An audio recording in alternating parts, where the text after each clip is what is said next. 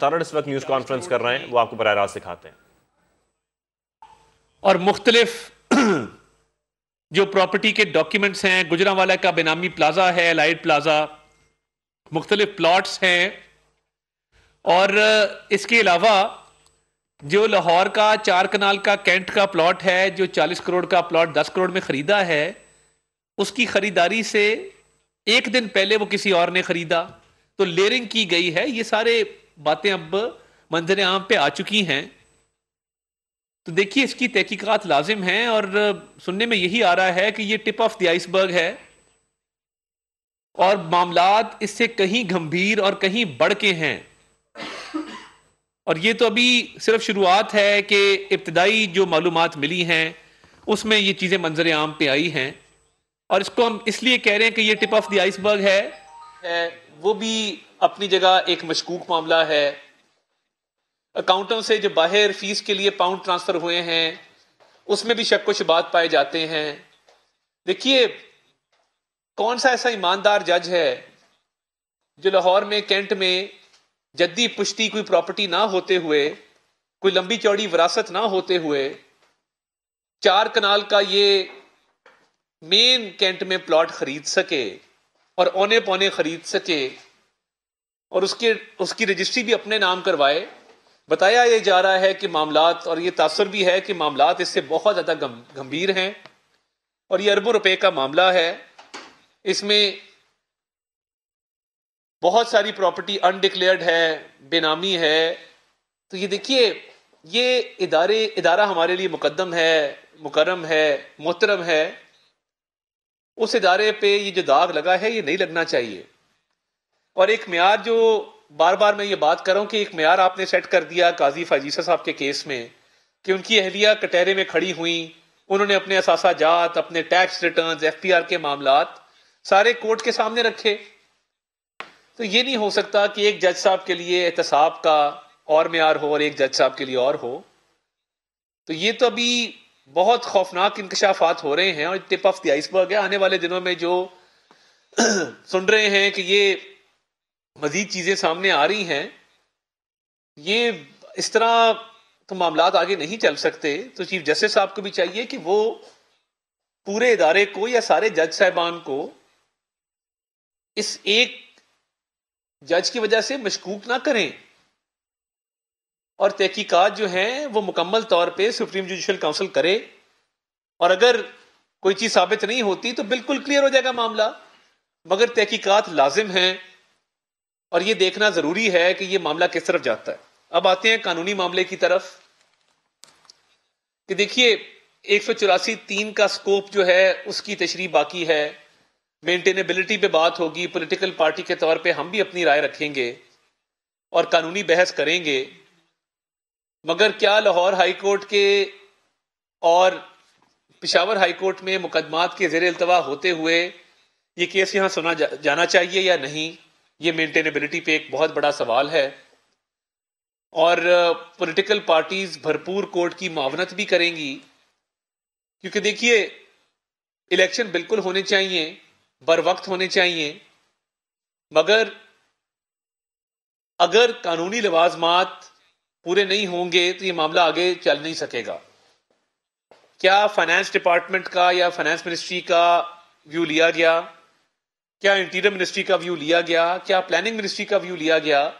جب عمران نیازی صاحب یہ 2 اسمبلیاں تحلیل کر رہے تھے، اور یہ فرد واحد کی خواہش تھی اسمبلیاں تحلیل کرنا اور جمہوری پروسیس میں رکھنا ڈالنا، تو کیا ان کو نہیں پتا تھا کہ جو آئی ایم ایف کی ڈیل عمران نیازی صاحب کر کے گئے ہیں اس کی ذمہ داری ان پہ آتی ہے کہ آج جو معیشت کے حالات ہیں، یا اتنے فائنانسز نہیں ہیں، یا بجٹ میں الیکشن کے لیے اتنی پروویژن نہیں رکھی گئی اس مالی سال میں، یہ تمام باتیں ان کو پتا تھیں، تو فرد واحد کی جو ایک منشا پہ اسمبلی توڑی ہے، تو یہ تمام چیزیں ان کو پتا ہونی چاہیے تھی۔ ایک انفارم ڈیسیجن میکنگ، اپنا مائنڈ اپلائی کر کے ایک ڈیسیجن لینا چاہیے تھا۔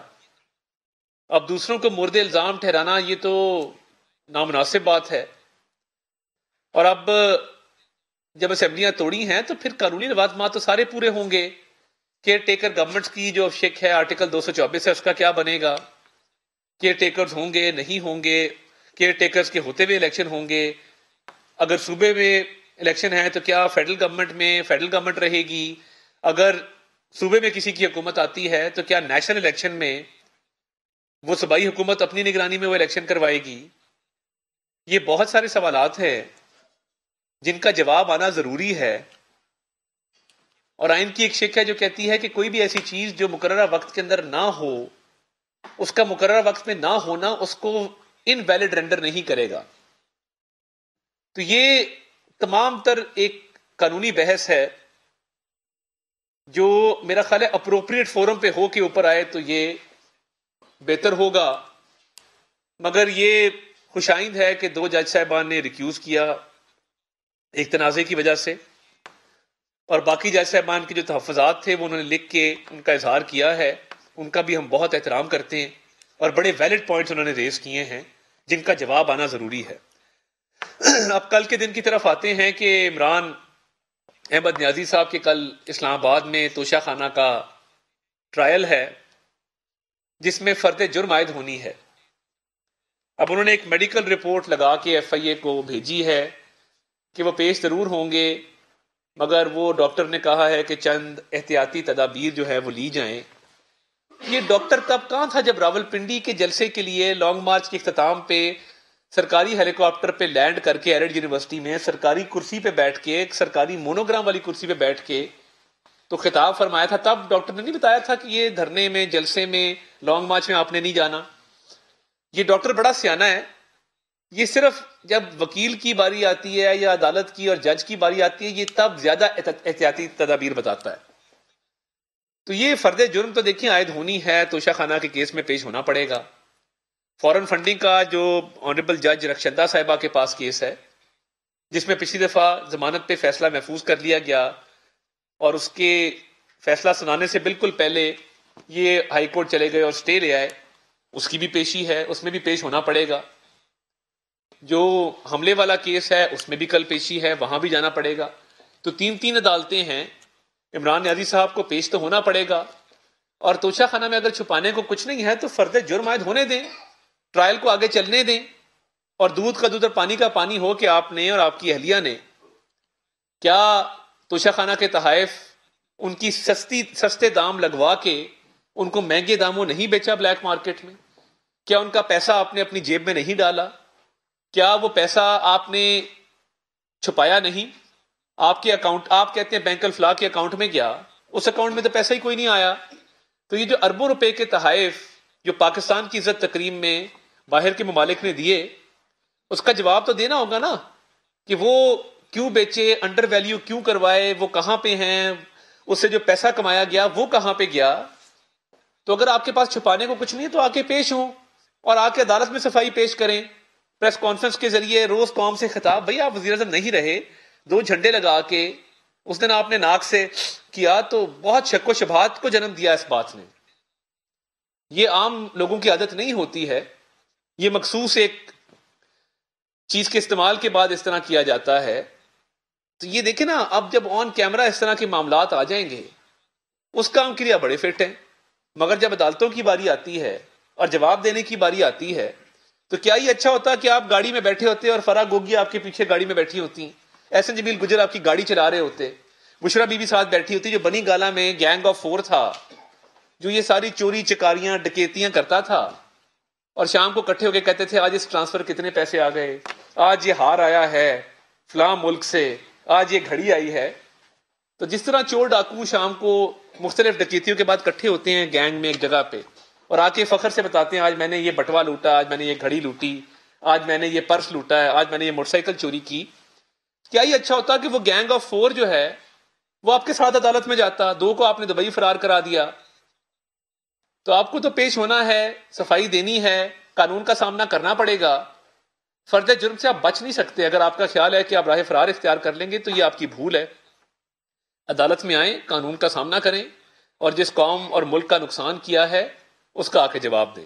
بہت شکریہ۔ جی آپ کی درخواست مانی گئی، ججز دونوں والے الگ ہوئے، بینچ ٹوٹا، لیکن کیس کی سماعت روکی نہیں اور لگتا ہے کہ کل فیصلہ آ جانا ہے۔ جی اس کے بعد پھر کیا لایا عمل ہے؟ دیکھیں شاکر صاحب، سب سے پہلی بات یہ ہے کہ یہ کیس سب سے پہلے مینٹینیبلٹی اور جورسٹکشن پہ اس کا فیصلہ ہوگا کہ کیا یہ مینٹینیبل ہے، کیا ہائی کورٹ میں جب کیس چل رہے ہیں تو یہ یہاں پہ زیر سماعت آ سکتا ہے، کیا اس کے زیر سماعت دوسرے کورٹ میں ہونے کی وجہ سے سو موٹو کا جو ایک رائٹ ہے وہ افیکٹ ہوتا ہے، نہیں ہوتا.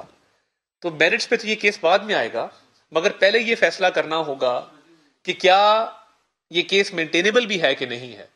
کیونکہ دیکھیے اب ہائی کورٹس میں جو کیس چل رہے ہیں ان کے اگر فیصلے ہو جائیں ٹائم پہ، ان کے خلاف اپیل سپریم کورٹ میں آنی ہے، تو اس سو موٹو کے ہوتے ہوئے تو ہائی کورٹس ان معاملات کو ٹیک اپ نہیں کر سکتے جہاں پہ باقاعدہ سماعتیں ہو چکی ہیں، جہاں پہ رپلائی جمع کرائے جا چکے ہیں، جہاں پہ بحث ہو چکی ہے، جہاں پہ دلائل دیے جا چکے ہیں.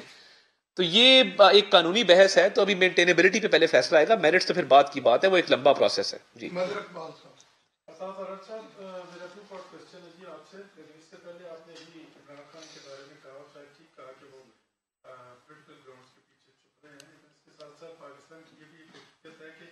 پاکستان کی پولیٹیکل اشرافیہ اکراس دا بورڈ یہی کام کرتی ہے. کوشچن میرا یہ ہے، ابھی آپ نے کہا کہ آئی ایم ایف کے ساتھ عمران خان کا معاہدہ ہے جس کا آج قوم کو خمیازہ بھگتنا پڑ رہا ہے. جی You people are in the power, sir. What is the reason that you are not presenting that document to the nation? وہ آئی ایم ایف کا معاہدہ آپ لوگوں کو کیوں نہیں دکھاتے؟ ایک دوسرا سر، آپ نے کہا کہ فنڈز نہیں ہے الیکشن کے لیے، تو کیا یہ گورنمنٹ کی طرف سے باضابطہ طور پہ ڈیفالٹ ہو جانے کا اعتراف نہیں ہے سر؟ بہت شکریہ جی، آپ کے بڑے اچھے سوال ہیں. پہلی بات تو یہ کہ 2018 میں ہم ایک ہنستا بستا خوشحال پاکستان چھوڑ کے گئے تھے، نہ مہنگائی تھی، نہ بے روزگاری تھی، نہ معیشت کے مسائل تھے. آپ دیکھ سکتے ہیں 2013 میں جب ہم نے پاکستان لیا تو اس وقت 18 گھنٹے لوڈ شیڈنگ تھی. 18 گھنٹے لوڈ شیڈنگ کی وجہ سے 500 ارب کا سالانہ نقصان تھا معیشت کو. ہم نے تو معیشت کو سنوارا ہے. دیکھیے ایک شخص نے اس ملک میں اعلان کیا کہ میں آئی ایم ایف کے پاس نہیں جاؤں گا، خودکشی کر لوں گا، تو آئی ایم ایف کے پاس جانا پڑا نا.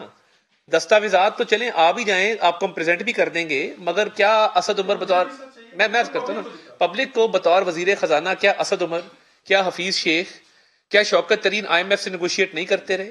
کیا آئی ایم ایف کی ٹرانچز اس دور میں نہیں آتی رہیں؟ کیا آئی ایم ایف کے ساتھ ان کے معاملات وہاں طے نہیں پاتے رہے؟